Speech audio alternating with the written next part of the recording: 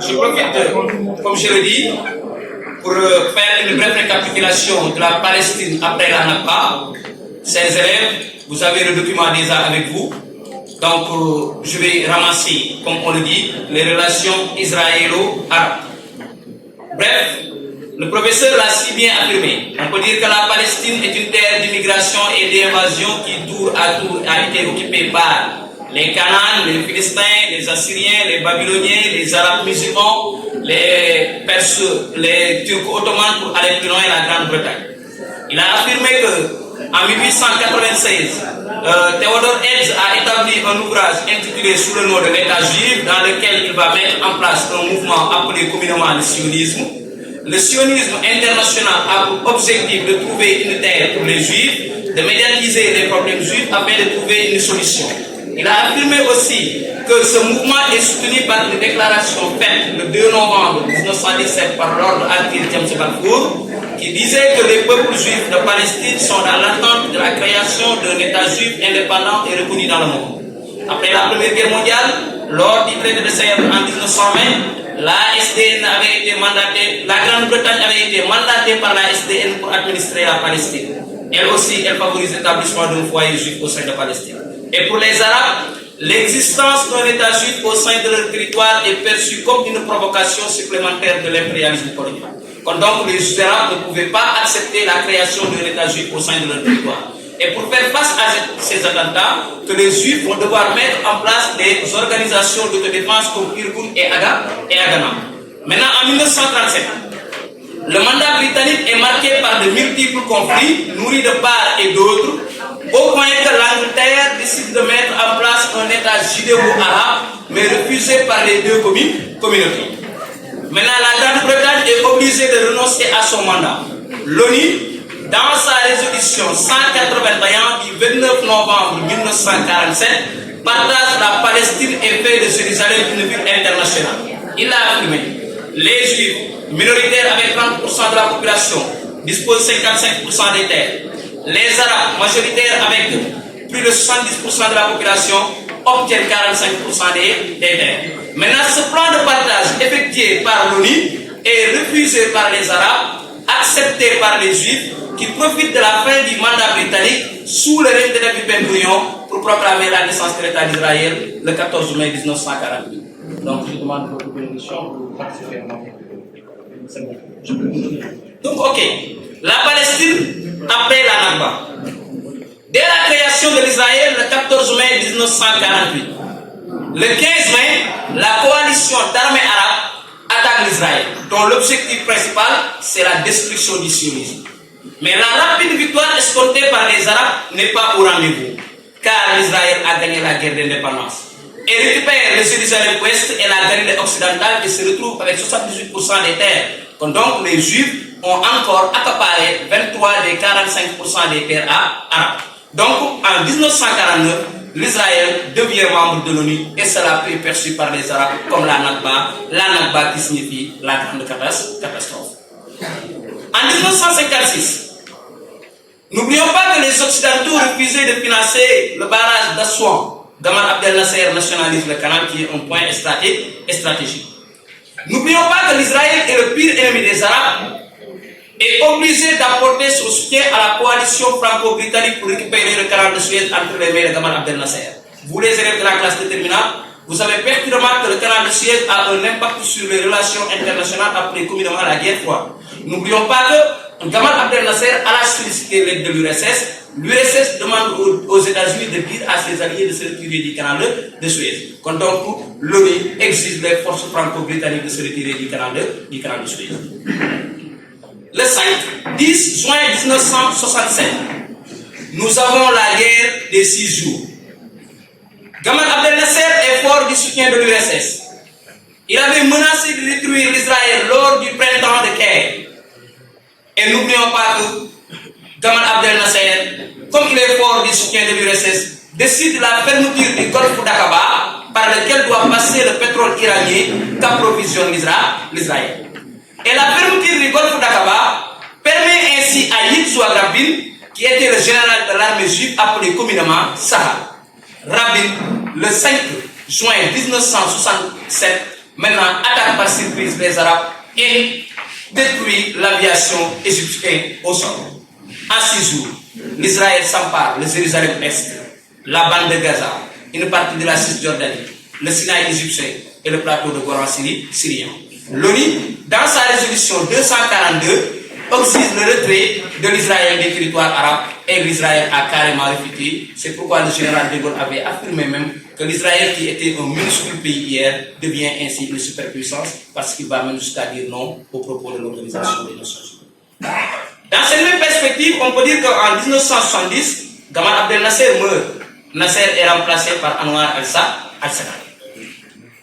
Donc 3 ans après, nous avons la guerre de Yom Kippour qui a commencé le 6 pour terminer le 24 octobre. Qu'est-ce qui est à l'origine de la guerre de Yom Kippour? Pour se venger de la Nakba de 1949 et pour récupérer les territoires perdus en 1967 que les Égyptiens accompagnés des Syriens attaquent Israël le jour de la fête du pardon appelée communément Yom Kippour.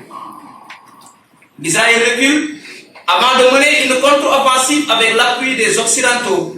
C'est pourquoi même en 1973, les pays de l'organisation des pays exportateurs de pétrole menacent de quadrupler le prix du baril. N'est-ce pas? Comme on peut dire qu'ils vont augmenter le prix du pétrole à 70%.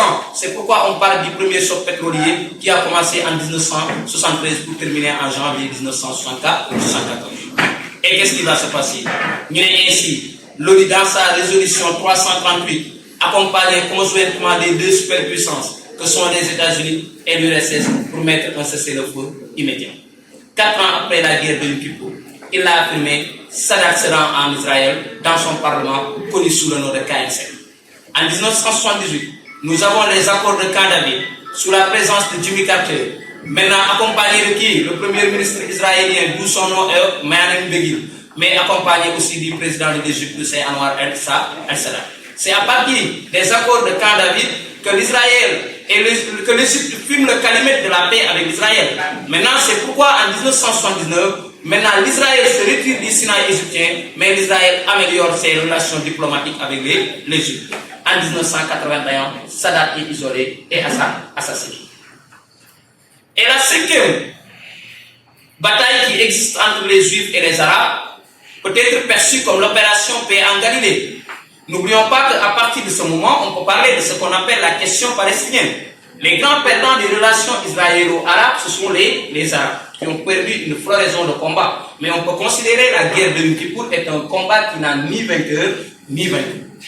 Bref, lorsque les Arabes étaient désespérés, ils vont mettre en place des organisations comme le Front populaire pour la libération palestinienne, Hezbollah, mais on peut dire le Hamas. Mais il y a la création de l'OLP en 1964 qui est sous contrôle du Fatah de Yasser Arafat. Ces organisations ont un seul but, c'est d'abord de détruire l'Israël. En même temps, ces organisations doivent faire de telle sorte que les réfugiés palestiniens retournent dans leur terre. Ainsi, ils vont se manifester à travers des attentats, des vagues migratoires, mais aussi on peut dire des bombardements. Et dans cette même perspective, qu'est-ce qu'on peut expliquer encore? On peut dire que face à l'activisme de ces pays arabes, les Juifs voulaient carrément assassiner les leaders de ces organisations. Comme l'OLP était une organisation dont sa capitale n'était pas fixe, ils ont constaté que en 1982, la capitale de l'OLP était Beyrouth. Pendant ce temps-là, ils voulaient déloger les commandos de l'OLP au moment où Yasser Arafat avait transféré la capitale de Beyrouth à Tunis. C'est pourquoi, à partir de Liban, n'oublions pas que les Juifs vont orchestrer le bombardement des camps de réfugiés de Satila et de Sabra, parce que c'est eux qui ont influencé les chrétiens qui se trouvaient au niveau du Liban. En 1987, les Arabes étaient désespérés par la perte de leur terre et se lancent dans la première intifada. Intifada signifie la guerre des pierres, qui est à l'origine de 1200, comme on le dit, morts arabes entre 1987 et 1992. Mais n'oublions pas que c'est là-bas que va déclencher le processus de paix. En 1991, nous avons les accords de Madrid. Les accords de Madrid sous le parrainage des États-Unis et de l'URSS. Mais sous la bénédiction maintenant de beaucoup de pays arabes, qu'est-ce qu'on a constaté? Cet accord donne l'espoir à la paix, donne l'espoir à la future paix au Proche-Orient. Le professeur l'a dit tout à l'heure, il y a ce qu'on appelle en même temps les accords d'Oslo, signés en 1993, avec une reconnaissance mutuelle entre Yasser Arafat et Yitzhak Rabin, qui était général lors de la guerre des 6 jours et devient ainsi le premier ministre israélien à partir de 1993. Et qu'est-ce qu'on a constaté? En ce moment, l'OLP reconnaît l'Israël comme un État libre à vivre dans la paix et dans la sécurité. Mais dans cette même perspective, on peut dire que l'Israël reconnaît l'OLP comme le représentant des Arabes à mener des négociations avec lui. En 1994, on peut parler des accords de Gaza et de Jéricho. En 1995, nous avons les accords Oslo II, qui peuvent être appelés ce qu'on appelle les accords de Tabar, qui fixent l'autonomie de la Cisjordanie et de la bande de Gaza. L'année 1995 représente l'année où Rabin a été assassiné. Ses successeurs de Rabin, tels que Benjamin Netanyahu et Ariel Sharon, tempèrent optimistes à ceux qui croient à la future paix au Proche-Orient. On peut dire la nouvelle colonie, la nouvelle colonisation. En 2000, nous avons la deuxième intifada qui a été causée par Ariel Sharon. La visite d'Ariel Sharon sur l'esplanade des mosquées qui se trouve à Jérusalem est à l'origine de la deuxième intifada, appelée communément intifada de la mosquée Al-Aqsa. En 2001, Ariel Sharon viole les accords d'Oslo. En 2002, c'est la mort ciblée des chefs spirituels du Hamas, comme Cheikh Ahmed Yassine et sa femme. En 2003, nous avons une feuille de route dressée par le quartet. Quand on dit quartet, on fait allusion à qui? Les États-Unis, l'Union européenne, mais on peut dire aussi la Russie et ce qu'on appelle l'ONU, qui vont dresser la feuille de route qui va mener la paix au Proche-Orient. Mais en 2004, avec la mort de Yasser Arafat, tout va être chamboulé. En 2007, le Hamas se met sur le devant de la scène et le Hamas n'était pas connu mondialement. C'est pourquoi, comme on le dit, la bande de Gaza s'est transformée en une véritable prison à partir maintenant de 2007. Et l'évolution de la question palestinienne peut continuer, comme il l'a si bien affirmé tout à l'heure, jusqu'en 2003. Qu'est-ce qu'on peut évoquer dans l'année 2003? L'année 2023, la tension ravive encore en Palestine. Pourquoi? Parce qu'on avait constaté des violences, des manifestations violemment réprimées à Jérusalem, des expulsions des familles palestiniennes au profit des colons israéliens. Le bilan des attaques est énorme. Nous avons constaté maintenant des morts arabes partout en Palestine. Donc, pour celui qui doit terminer l'exposé, M. Gaï, que je salue de passage, le professeur l'a si bien affirmé tout à l'heure en disant que nous avons ce qu'on appelle la sourate Al-Isra, qui est la sourate 17, dans verset 23 jusqu'à 39, l'autre nom de Isra, on peut l'appeler Bani Israël, qui signifie les enfants d'Israël. Dieu a envoyé plusieurs messages au peuple juif, notamment des commandements et des avertissements. Il a demandé à ce peuple hébreu d'adorer Dieu seul, d'être juste et d'éviter le mal. Ainsi, les conséquences de la désobéissance du peuple juif sont décrites dans la sourate Al-Isra comme une punition et des épreuves, notamment la dispersion et la souffrance. Donc, c'est à vous de juger en perspective si l'Israël maintenant doit être béni par Dieu ou si l'Israël doit être puni par Dieu. Donc, je laisse la science, mais je laisse maintenant ce qu'on appelle les spectateurs donner perspective ou poser des questions sur les évangélies de la proposition que nous allons mener. Chers élèves, la récapitulation est si rapide parce que on est contraint. Maintenant, on est obligé de faire maintenant une brève récapitulation à cause du contrainte de temps. Maintenant, le document est avec vous. Veuillez maintenant faire des efforts pour essayer de comprendre le maximum sur la décolonisation au Proche-Orient, qui est maintenant une partie de la terre qui se trouve dans la Méditerranée orientale. Mais dans cette même perspective, la Palestine est une terre qui appartient aux trois religions révélées, à savoir l'histoire d'Abraham, que Dieu avait demandé: je donnerai à ta descendance la terre de Palestine s'il parvient à respecter le pacte qu'on a signé. Quand on parle d'Abraham, il a si bien affirmé, il avait 2 femmes, dont Sarah, qu'on appelle chez la religion musulmane Sarata. Chez les Juifs, il y avait Agar, qu'on appelle Adjara. Les musulmans, Agar, et les Juifs à partir de Sarah, parce que n'oublions pas que Sarah est la mère d'Isaac. Isaac a donné un enfant qui s'appelle Jacob. Jacob parvient à avoir quelque chose que son grand-père n'avait pas, parce que Jacob avait 12 fils, et parmi ces 12 fils, le cadet, il s'appelle Joseph. Et vous comprenez bel et bien l'histoire de Joseph et de l'Égypte. À travers notre lignée, on peut dire que le fils d'Agar s'appelait Ismaïl.